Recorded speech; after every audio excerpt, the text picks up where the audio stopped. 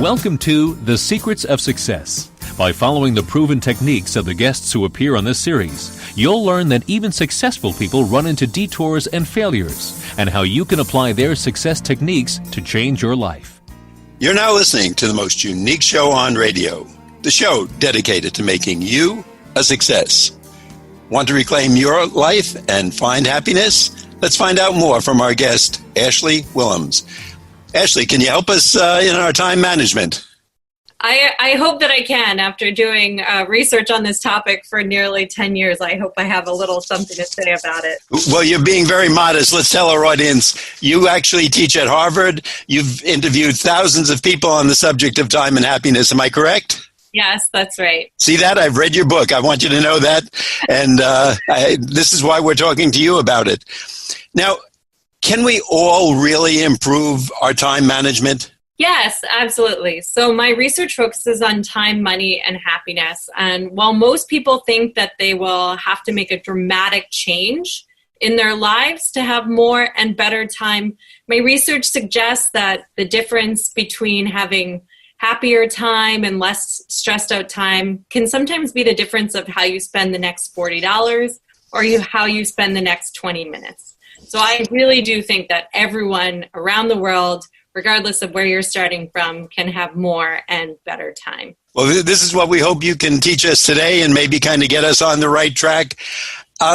Most of us, from what I read in your book, we focus on our careers, and basically, isn't this what society wants? Like, it's a crazy way, but don't we love to hear the person who comes up and says, I'm exhausted. I worked yesterday. I'm going for my master's at night. I came home and took care of the baby, and then I did it all again the next day. Is society pushing us that way? Yeah, absolutely. So in large-scale data that I have collected, I find of 2.5 million Americans, I find that 80% of working Americans, regardless of how much money they make, feel time poor, like they have too many things to do and not enough time in the day to do them. And one of the key culprits of this feeling of being overwhelmed is exactly what you're mentioning. It's this idea that in the US in particular, we prioritize and value busyness. I call this busyness as a status symbol, and it is more or less the idea that we give high status to people who seem overwhelmed and busy. Is this right? No. Is this something to be aware of? Absolutely, because it's one of the factors that lead us to focus on work over leisure over and over again. I'm thinking of the guy, if we had a visual while you're talking, someone lying on a hammock on their porch, and let's say the doctor in his or her white uniform running around so busy, we would look at the first person and probably either say they're very mellow or go to the extreme and say lazy, while the doctor, she is busy, they're running all around the place. But really, the person in the hammock might have their priorities in better order. Am I correct? Yeah, that's right. So it's very interesting because I find in my data, again, regardless of how rich or poor, whether you're a man or woman, whether you have kids or not, that people who say that they value time over money, they're willing to give up money in order to have more free time, like working fewer hours, they're much happier than people who value money. People who value time have better social relationships, have more free time, better hobbies, more positive romantic relationships, are less likely to get divorced, they have better physical health. The benefits are endless to this value of time that I've observed in my data over and over and over again. And yet we consistently make bad decisions, in part because we're worried about looking lazy. We don't ask for enough time on adjustable deadlines at work because we feel worried what other people will think of us if we're, God forbid, caught having a little bit more hammock time and a little bit less frantic running around at work time. I think there was a story that's coming back to me in your book about someone who had a great opportunity to go with their spouse, I think for a European vacation or a business trip, and they put it off, and they kind of said, I have to be at work. But they, in retrospect, they looked back and said, I could have gotten along without that. I missed a wonderful trip. I could have been there. We could have been there as a family. Am I remembering that correctly? Yeah, that's absolutely right. So I talk through a lot of examples in the book, which are either personal examples masked in disguise, or they're conversations with close friends and colleagues, because so many of us make suboptimal decisions around time and money. And so in the example that you're mentioning, this was actually one of my good colleagues telling me this story. She had just been promoted to a vice president role and had a team underneath her. Of course, she's entitled to paid vacation. And her husband recently had an opportunity to go on a nice work trip in the Alps, all expenses paid. This has never happened to him before. It will never happen to him again, as I talk to her now a decade later. And she decides, even though she could take a few days of paid vacation, go with her husband and her husband's sister, she decides, well, I'm just not sure. I feel like I should be there. And so her husband takes his sister and has a wonderful time. And the great thing about experiences, not so great for my colleague in this case, is that we get so much satisfaction from vacation and from experiences because not only do we enjoy them in the moment, but we reminisce about them for years and get satisfaction for years after we actually take that trip or have that positive experience. And so what ended up happening is her husband had the trip of his life, and she was stuck doing non-urgent, non-important work that she herself chose into. And he comes back and talks about this vacation over and over again for years. And then he asks her every time they bring up this story, every time they're looking at photos of themselves skiing in the Alps, hey, what was that work thing you had to do again? And of course, she can't remember because it really wasn't important. It just felt like it was. And I think when you mentioned the three key words, time, money, and happiness, it just sounded like the title of a new Woody Allen movie that should be coming out. And, obviously with the ending, whatever is appropriate for the work you're doing, and he would have a way of course, putting comedy in it and all the other good things. I see you have an expression called time affluence, and I'm thinking that sounds like a spin doctor's way of talking about someone who's out of work. They have time affluence, but what is it really? So time affluence is the inverse of time poverty. It's the feeling of having enough time to do all of the things that you want to do or have to do, both at work and in your personal life. And people who are time affluent feel more mindful, enjoy the present moment more. They're able to savor meals more, so they spend longer chewing and enjoying their food. They're basically overall happier and have better social relationships. And I think you did touch on an important point. So time is really subjective. If we're forced into idleness because of unemployment or underemployment, this is not a path to greater happiness. We want to be able to have active choice how we spend our time. And so when we feel like we're forced into working too much or not enough, both situations are detrimental for our happiness and our stress levels. However, we all really, to the extent that we're working full time, usually are defaulted more toward choosing too little time and too much work. And so it's really about calibrating this balance of having this sweet spot where you feel like you have enough time to do the things that you want to do and have to do, that you're not being so reactive to your calendar, but you're able to engage in leisure, hang out with friends and family, and exercise and engage in hobbies. So that's really the sweet spot of time affluence, this sense that you really are doing everything that you want to do or have to do in life.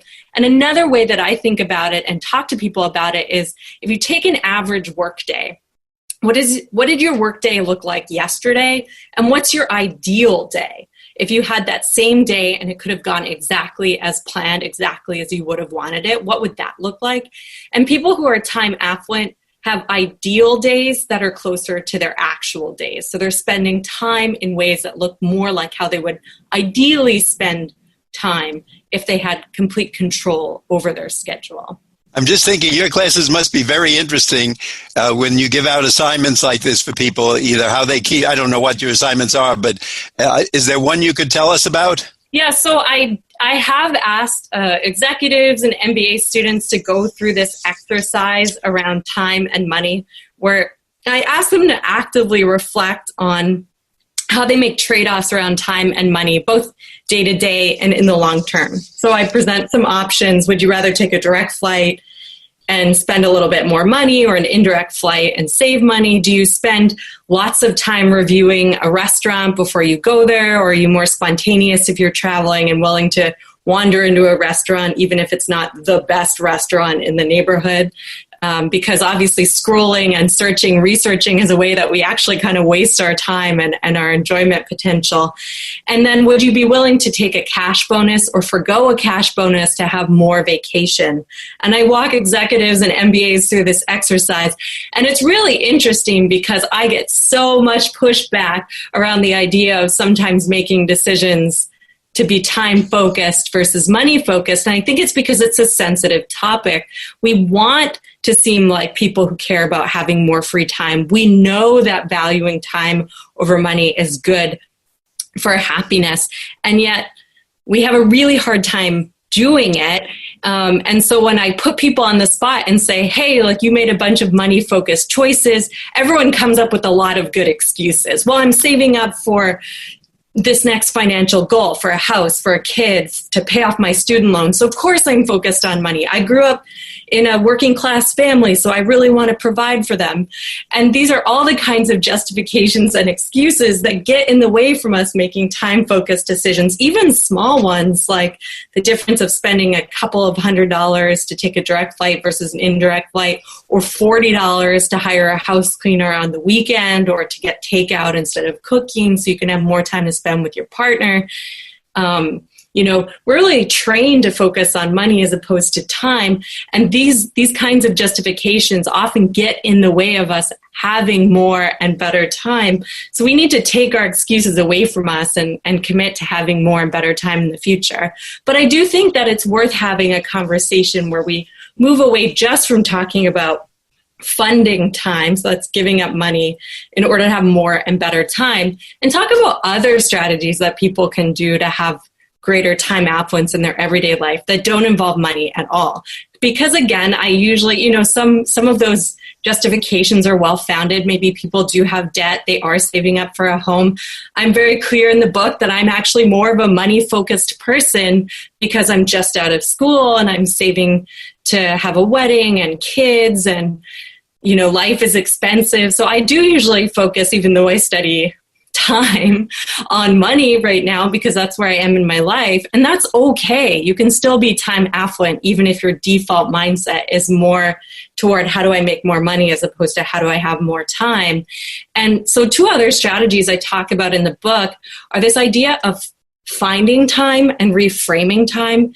And these are exercises that I also teach in class, especially around finding time. We spend a lot of time each and every day engaged in activities that are either really stressful or really unproductive. And so one thing that we can all do is, again, go through this time diary exercise. And you map out what are the main activities you do in the morning, what are the activities that you do in the afternoon, what are the main activities you do in the evening, and then go through each of these activities and ask yourself, does it bring me pleasure?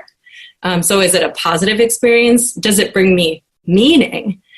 Because sometimes we engage in activities that are not very pleasurable but high in meaning, maybe staying up with your kid all night if you have new kids, or exercising. Maybe it doesn't feel so great right when you start, but you're trying to pursue a long-term goal, or writing, feels a little bit terrible in the moment, but then when you see the words on the page, that feels really meaningful. But if something is not bringing you joy and it's not giving you a higher meaning or doesn't have a broader purpose, do you have to do it? Can you get out of it? Or can you outsource it? Can you delegate it to someone else? Can you get rid of doing it altogether? And just by asking yourself this question, do I keep doing it or can I stop doing it? This can get you out of engaging in mindless habitual activities like spending too much time scrolling through social media or working on tasks at work that you could have easily delegated to someone else. And so that's another way. This strategy of finding time is really just going through your schedule and being more mindful and deliberate about how you spend time on an everyday basis. And just to close the loop around reframing time, if you absolutely cannot get out of it, I have to budget, do grant budgets, I have to go to faculty meetings and things. I can't get out of everything in my calendar that I find unpleasant and maybe not the most purposeful activity I could be engaging in. I can then go through this mental exercise of reframing that activity so it becomes less negative. I can think about how my budgets enable me to be a good steward of the resources that I'm managing and allow my students to thrive because I can run more studies.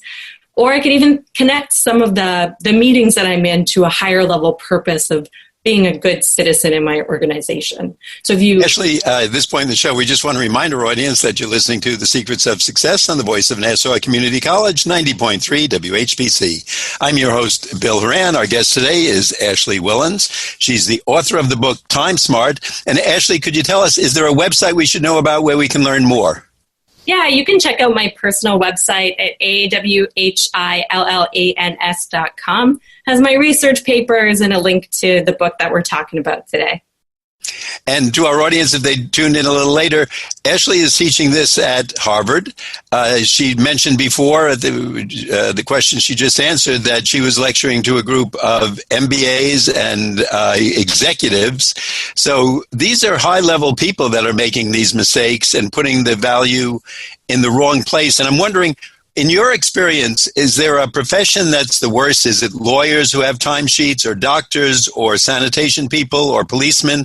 Who's the worst at time management?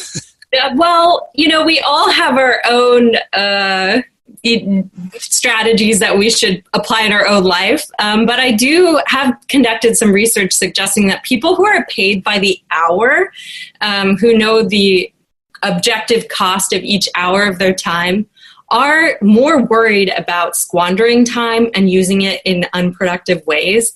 And on one hand, that seems really positive, like maybe those people are actually better at time management. But on the flip side, there's a lot of evidence that people who are paid by the hour, even asked to calculate the financial value of an hour in the lab when they're not usually paid in that way, they tend to not enjoy leisure as much because it feels like time away from the office, time away from making money. And so even though they're more economical with the way they spend their time and they're better at quantifying, they're also less good at enjoying their leisure time and become more impatient. That's a great point. I never thought of that, how that could affect us. But if you get yourself so geared up to working that intensely, that hard, that many hours a day, can you shut it off, even if you have a 2-week paid vacation to the most beautiful spot in the world, or whatever is happiness for you, fishing, skiing, or just sitting and, being a tourist?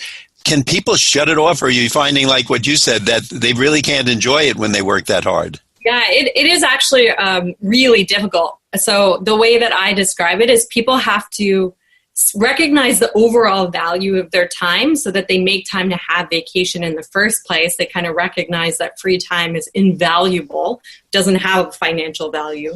But when they're in the moment of trying to enjoy that activity, they need to take their time off the clock. They need to remove reminders of work, turn off their technology, put an auto response on, and really uphold and commit to enjoying their leisure. Otherwise, people who are used to working a lot will not be able to reap the restorative benefits of paid vacation. I read in your book something where, I don't know if it was a survey or you talked to someone, but you said even people who have $10 million in the bank say they would need a lot more to be happier. Did I quote that correctly? Yeah, that's from a research paper that 2 of my colleagues published. They found that even among the world's wealthiest, those that had more than $10 million in the bank said that they would need at least a bit, if not a lot more money to be happy. And I think that really reinforces this idea that we always think that having more money is going to be a path to greater happiness, But it's interesting because large-scale data suggests that although there is some positive benefit of making more money on life satisfaction, so the extent to which you think your life is good overall, as well as the amount of positive emotion you experience on an everyday basis, how much joy, how much stress, it's not a very big effect. And if anything, if you start to make like about $100,000, depends on what country you live in, you actually get a decrease in happiness because you start comparing yourself to people who have way more money than you. And that makes you feel bad. So you actually show a happiness dip. In some of the recent analysis I've been doing, I really try to get people to focus on the fact that on my data, that focusing a little bit more on time and having free time and having a time-focused mindset and engaging in active leisure and socializing a little bit more than usual, all these positive uses of time can have a much more positive effect on happiness than trying to seek happiness through work. So I do this via this accounting for time exercise I go through, but I basically put a dollar value on some of these time-smart activities. So very concretely, just shifting your mindset from focusing on money to focusing on time being the most important resource you're trying to maximize produces the happiness equivalent of making $2,200 more of household income per year. So it's interesting. It's like actually the clearer path to greater happiness isn't necessarily chasing money, but trying to have more and better time. And by putting time into financial value, I can help people really see this for themselves. Ashley, again, I want our audience to know, because I think this is such an important topic and so interesting, certainly to me, that they're listening to The Secrets of Success on the voice of Nassau Community College, 90.3 WHPC. Our guest today is a professor at Harvard, Ashley Whillans. She has written a book, Time Smart. And Ashley, again, tell us the website where we can find out a little more information. Whillans, AWHILLANS.com. And when you deal with the students, like, what's your students' reaction by the end of a seminar or a class, or, you know, however you're lecturing to them? I don't know if it's a contained actual class or a special lecture.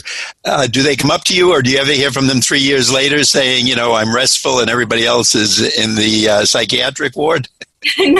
No, but I definitely get students emailing me with observations about how their work is so dysfunctional. So sometimes my students will email me and say, like, you know, my workplace wastes my time. They're not measuring me to standard, like by the quality of my work, but by the amount of hours that I'm being available.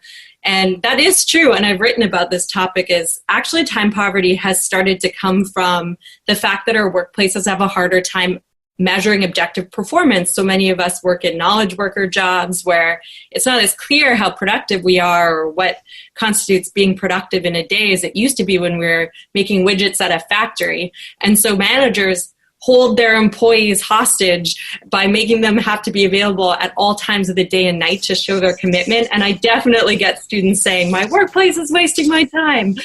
So that's one common theme that I hear a lot of in conversations after class. Another common theme is students making small changes around the margins to have more and better time.